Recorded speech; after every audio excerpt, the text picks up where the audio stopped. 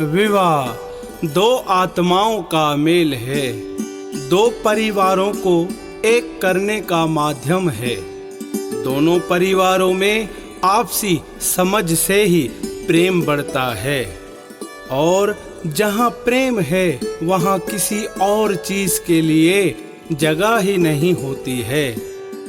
दहेज समाज पर कलंक है, एक ऐसा दानव है जो समाज को खोखला कर रहा है।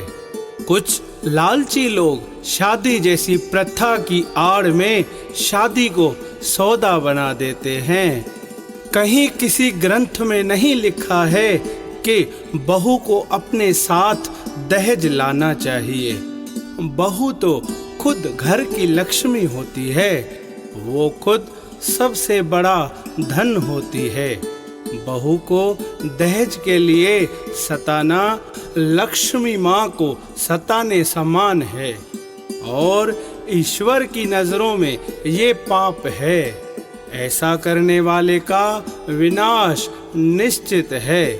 घर आई लक्ष्मी का सम्मान कीजिए, उन्हें खुश रखिए।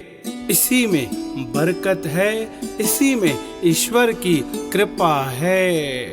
प्रेम से बोलिए जय समाधान।